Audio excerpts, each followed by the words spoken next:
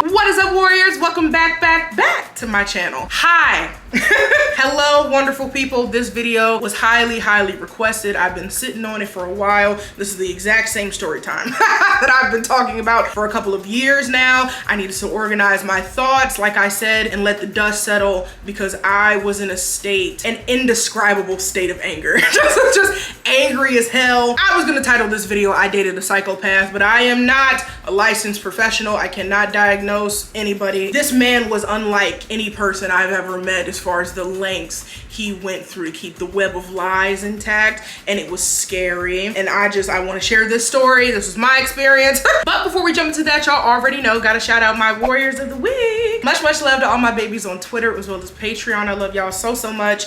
We have come to the end of P-Valley, and it makes me really sad. The season finale is this weekend. I put up a poll on my Patreon. I think I put up a tweet as well, asking you guys to let me know what shows you want me to react to next. So we had so much fun with P-Valley. I see a couple standouts, so I'm gonna put out another poll probably sometime this weekend, asking you guys which of those shows that we should react to. But yeah, here's a little snippet of what's been going on over there. Yes, bitch! No, yes, man! Yes, man! Do it, kiss him, kiss him, kiss him, kiss him. Yes!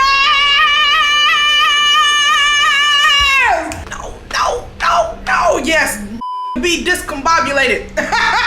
Think about it for the rest of your life. So yeah, if you would like to support me on Patreon, the link will be in the description box. It's only $5. Make sure you tag me at KioshiWarrior. You might get you a shout out, okay? All right, I'm not gonna hold y'all up any longer. Let's get into the story time.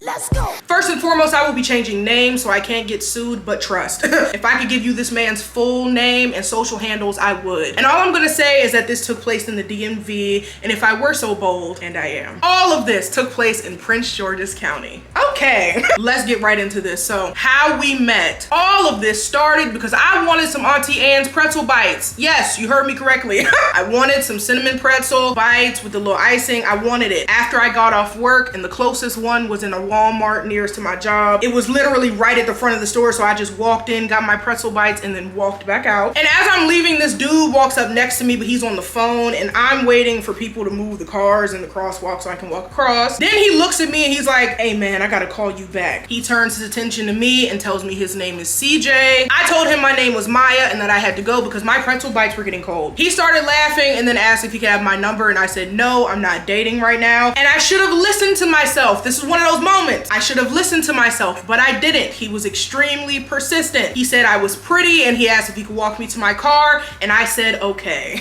In my defense, there were plenty of people in the parking lot. I really wasn't worried about my safety. Now, this means absolutely nothing, but his height was also disarming to me because I'm about like 5'7" and a half, and he was like 5'7", and I'm a brick house, so I knew if I needed to take him out, I could have.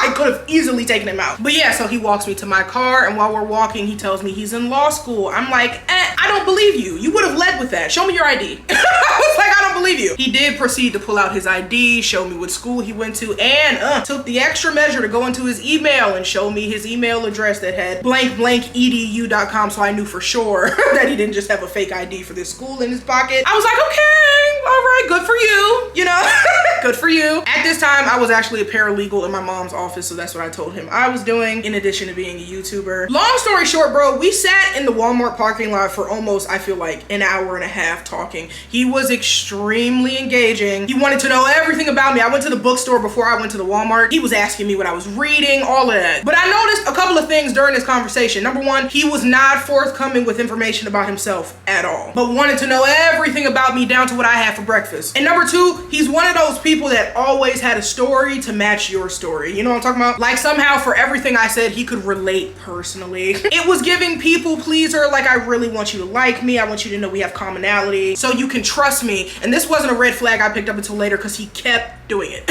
And once our conversation started coming to a close, he asked me for my number again. And at this point, I was completely comfortable. So I said yes, I gave him my number. He asked me out immediately for Wednesday. That was like a Saturday, I think. So he asked me out for Wednesday. And then finally, okay, he asked me if he could kiss me. I said yes. Now listen, I have never experienced such a slow kiss in my entire life. Like the kiss was good, but it was too slow to be sensual, which is what I feel like he was trying to go for. But it was a decent kiss, so I was like, okay, all right. So then he actually walked me to the door of my car, opened the door and things, got me in, closed the door, all of that, and was like, text me when you get home safe. I was like, all right. Okay, so moving on to our first date. Now, I can't lie to you. I can't lie to you. This man was cute. This man, he was attractive. And I really liked his energy. And when he pulled up to my house, he had on like a baby pink sweater, some nice jeans, some brown dress shoes, some chains. Like, he just looked nice. Like, he looked nice. I also had a cute fit on, you know, my face was beat. I looked good. We looked good, okay? So he picks me up and we're driving. Y'all know I'm opinionated about music, so I started talking about that. And this should have been the biggest red flag, Lord. The biggest red flag, Jesus. I asked this man who he liked. He said his favorite rappers were Future and Gunna. What's like, yeah, so clearly I wasn't paying attention, you know what I'm saying? Anyway, he took me to this really cute bistro. They had live music and things, a nice little jazz band. So we sit down, we order our food. I got some sushi. I forget what he got, but yeah, I got sushi. And then the band starts cutting up, and y'all know me. Y'all know me well, okay? I can't hide when I'm enjoying the music, okay? So I'm just bouncing and smiling and things. And all these cute little old black men in the corner were smiling at me like, it's like, oh, she's cute. And then here goes CJ over here like, oh, look at you. I'm just like, you know, this little light of mine, hey, she shines, you know? But yeah, it was great. The food was great. So then we left. And as he's driving me home, that's when we started talking about previous relationships and things. Now, those of y'all know I've only had one serious boyfriend. We dated for about 4 years. But in the middle of those 4 years, we took a break for like 3 months. And that's when this took place. So I was honest with him. I was like, yeah, I was with my ex for almost 2.5, 3 years. And then he said he had been with his ex for 5. And for whatever reason, this kind of disarmed me too. Because I'm like, okay, he gets what it's like to be in a long-term relationship and then not be in one anymore. So that went well. And then we kept driving around listening to music and stuff. And then for whatever reason, this man kept saying, wow, I'm impressed, or you're really impressing me. And for whatever reason in the moment, I couldn't figure out why it was irritating me. Because you think it's a compliment, but I learned later that it's a manipulation tactic that people try to use on insecure or weak people. So like in your mind, you're checking a box when they compliment you. It becomes something you want, something you look for. But his words didn't hold any weight with me at this moment. So I was just like, I don't really, like, I don't care if you find me impressive. I am impressive. I know that. And then I guess he wanted to have a romantic moment of sorts. So he pulled over in front of this little lake that was in the neighborhood we were driving in. He got me out the car. He held my hand, walked me down to the lake. It was real cute, real romantic and things. And then I got bit by a mosquito and I took my ass back up the hill. Remember I said this man was not forthcoming with any information about himself. So as we were driving back to my actual house, I finally got him to talk about his ex. He ain't give me much detail or anything. He was just like, we were really unhappy, so we ended things. And then he brought it right back around to me and was like, hey, are you talking to anybody else? Like, are you dating anybody else? I was like, nah, man, I don't want anything serious right now. I also made it explicitly clear.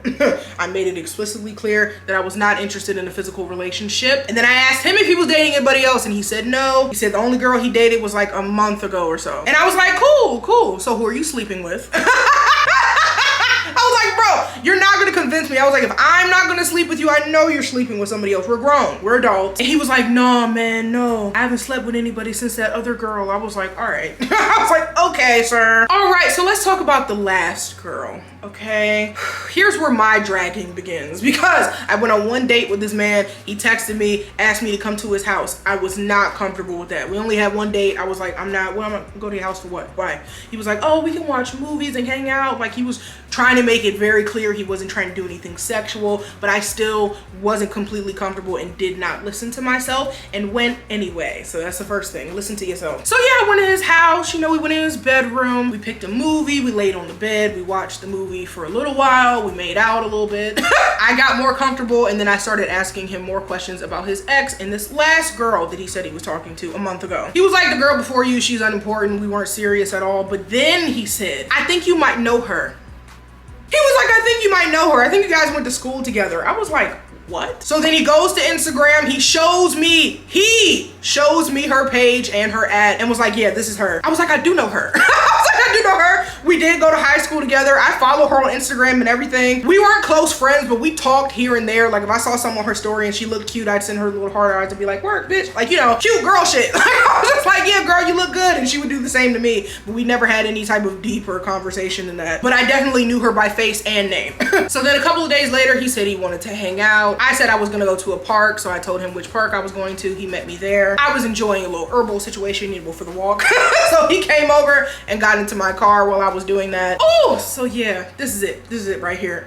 He gets in my car. He looks visibly upset, like he's borderline tears, like he is about to weep in my car, right? Then he proceeds to tell me a story about how he went to his gym the night before and the girl was there, the girl that he said I knew, the girl that I knew, you know. He said he saw her at the gym, and while he was working out on the machine, he said that she assaulted him. He said that she grabbed him in his, you know, in his private area, and it was unwanted, it was unwarranted, it was in public, and he didn't want it to happen. He was very adamant about, yeah, I didn't want this, she did this to me, and was really, really upset. And I'm sitting next, like, he's in my passenger seat. Oh, Jesus. He's in my passenger seat, and I'm just like, oh my God, like, I felt bad, you know what I'm saying?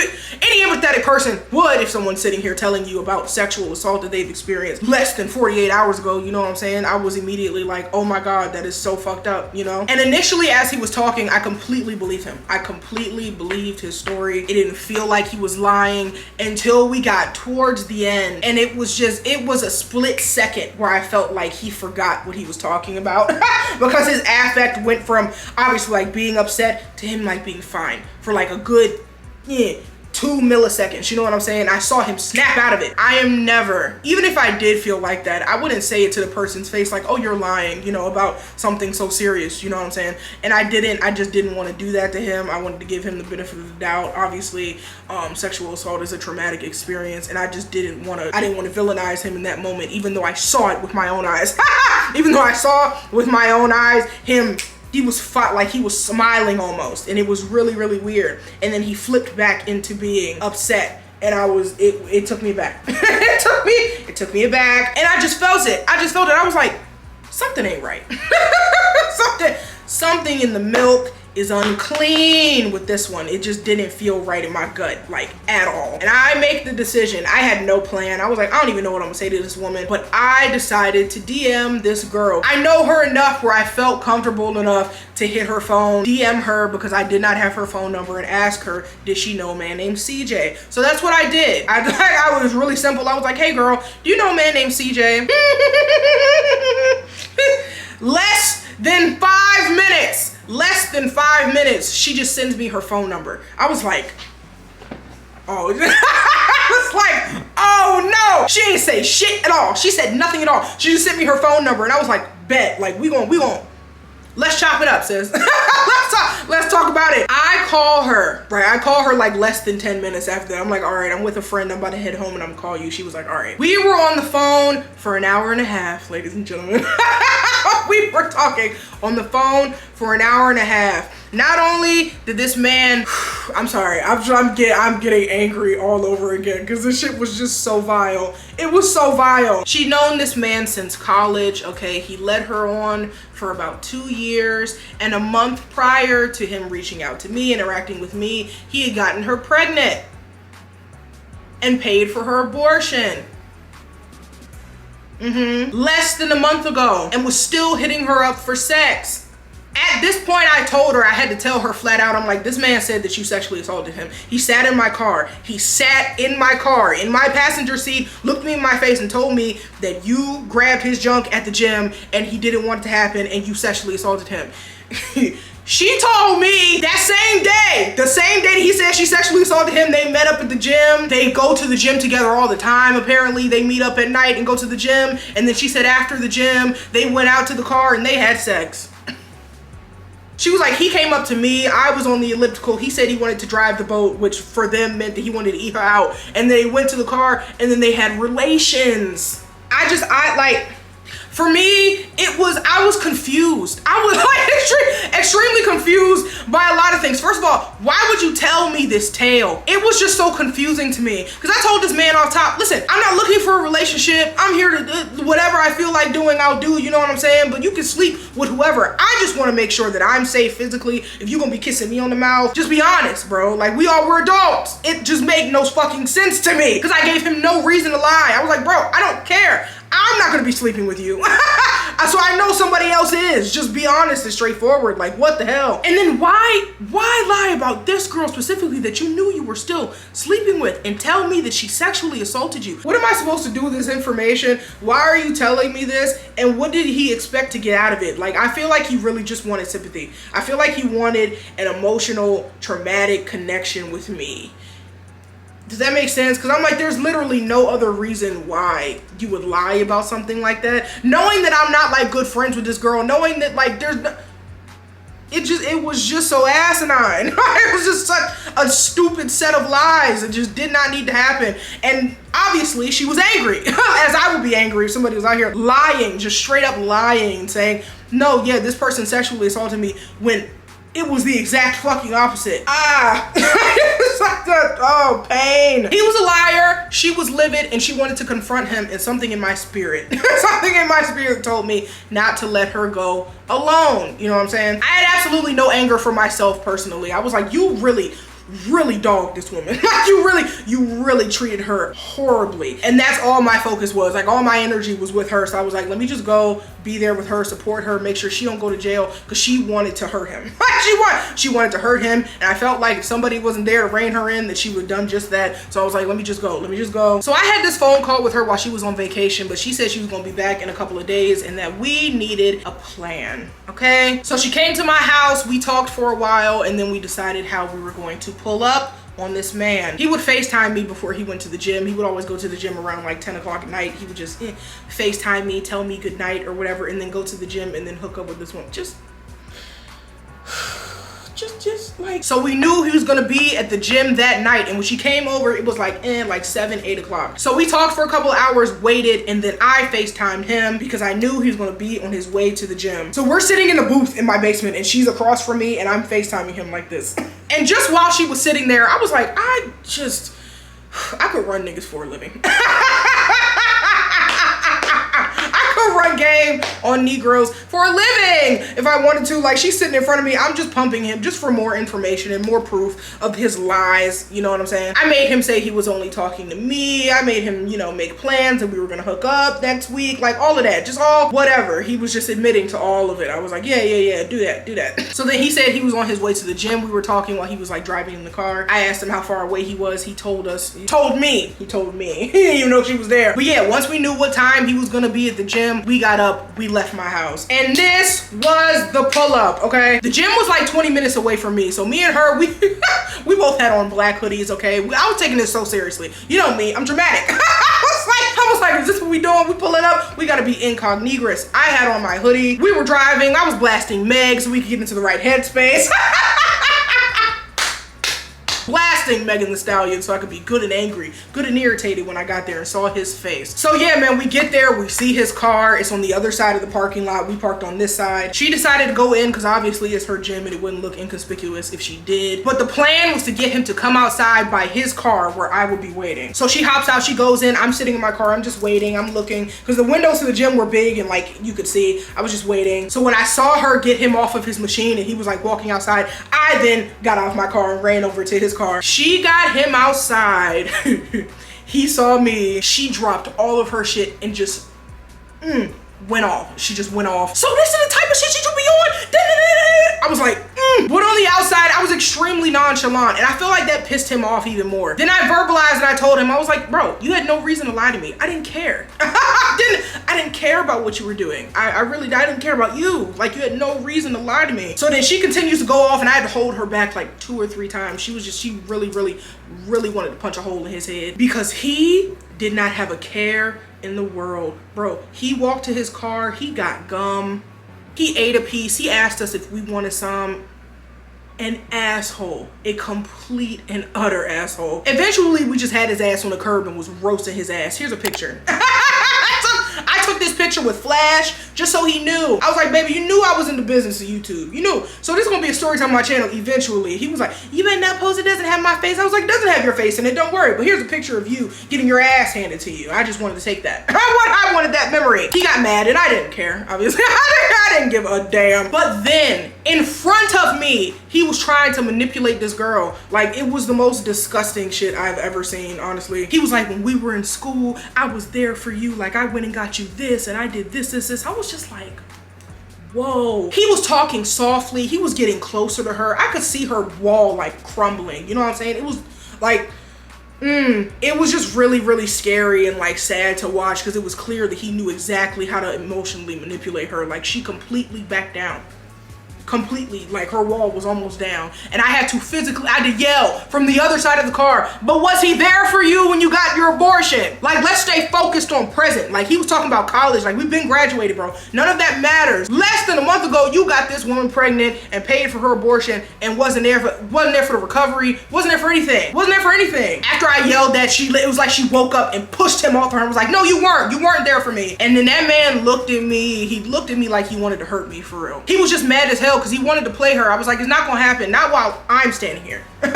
Not while I'm present. And then she started yelling at him again, and I saw her getting emotional, like she wanted to cry. I was like, So I took that moment in front of him. I turned to her. I wanted to speak some life into her. I'm like, listen, he is not a representation of your worth at all. He's very clearly sad and upset with himself. Otherwise, he wouldn't have to manipulate and lie to women to get what he wants. You don't deserve to be treated that way, and you will find a man that treats you well. It's not gonna be him. Ever. Man, and then I wiped her tears and I picked her stuff up off the ground. I was like, come on, let's go. We're done here. We're done with you. And then I told him, sir, obviously you're gonna be blocked after this, and I hope you get what you deserve. And this is where he got mad. Like, he was really, really mad about the blocking specifically. He was like, you're gonna block me? He said this verbatim. He was like, you're gonna block me? This is my worst fear. You guys are over here by my car. You could have damaged it. Like, if I don't learn from this, I'll never learn. Again, I can't diagnose. Psychopath. Psychopath. Sir, what? The only remorse he had at all was he was like, I was really worried when I came out here because I thought you guys had done something to my car. Did not give a shit at all. Did not care at all. I was like, wow, yeah, we're out. We're leaving. So I grabbed her and then we walked back to my car. I was like, whoa. Just a narcissist, plain and simple. Wow. Okay, so the aftermath. We pulled back up to my house, we get out, and then she gave me the biggest hug. She thanked me for supporting her and for my honesty because I really helped her realize that he was never gonna change. I told her, girl, you're welcome, and block his ass on everything. Do you hear me? Everything. And then we laughed, and then she hopped in her car and she left. We got back home like close to 11 o'clock at night, and I was exhausted. And let me tell you, I got in my bed and I got the best sleep I'd gotten since I met him. Like, since I met him. And y'all know me. Y'all know I do not believe in coincidences. I believe in the Lord. I believe in divine timing. And I believe God put me in that space, in that situation, to meet him so I could help her. Period. There's literally, was literally no other reason, because I blocked him on everything, obviously, and went about my business after the situation was over. And now she is in a happy, healthy relationship that she's been in for years, and like they so cute. And she finally got a man who treats her well. And I'm like, nah, man, that was divine. That was divine timing, because she probably could have still been with him. Who knows? Like, I saw with my own eyes the way that he manipulated her, and it was scary. And I was like, oh wow. And she's just such a sweet girl, and he took complete advantage of her and her kindness, man. There's some evil people out here. Like, we're some evil human beings walking around. Just please be safe, please. And here's the other thing. He was targeting, oh my God. He was targeting bigger women specifically because he felt like we all have low self-esteem and we would all be willing to deal with his bullshit. And that really sent me up a wall as well. I was like, wow. And it's not over either. You want to know the last part? 2 days later, we find out that this man had a whole girlfriend that he was hiding. Yep, sure did. A girlfriend of 5 years. Remember the girlfriend? Remember the girlfriend of 5 years that he said he broke up with? No, he was very much still with her. She was also an extreme Christian, so she did not have much social media, and she did not engage in premarital sex. So this man has just been running around doing whatever with whomever while still keeping this girl in her little bubble. So me and baby girl, being the good Samaritans that we were, we got in contact with some of her close friends, okay, and passed down the tea and made sure that she got it and knew exactly what her boyfriend was out here doing in the streets. Sure did. And this man texted my phone texted me that night talking about you ruined my life. I can't believe you told my girlfriend about, like, I ruined. He was like, how dare you tell my girlfriend all of that shit? I was like, sir. I was like, the truth destroyed your own life, so make better decisions then. That was all your fault. And then I blocked him. Deal with that. And as recently as February this year, this man made new profiles and tried to follow me. tried to follow me on Instagram as well as Twitter. And I said, I blocked him immediately. I was like, are you out of your mind? No way in hell. And I wish I could warn everybody in this area. I wish I could plaster a picture of him right here. I'm not gonna do it, but right here, and show y'all what this man looks like so you can avoid him, because apparently now he has a law degree. Terrifying. Terrifying shit, okay? But yes, that was my story time about the worst man I've ever dated. Listen, if you see something, say something, and trust your intuition. Mine is Teflon. mine is hard as a rock. You know when shit ain't right, you're aware. So just listen to that little voice in your head, okay? Never ignore her. But thank you guys so much for watching. Thank you to those of you who requested this video. I hope you enjoyed it. If you did, go ahead and give this video a big thumbs up. And make sure you hit that subscribe button. Come join us. Come be a warrior, okay? And I will see you guys in my next one. Bye!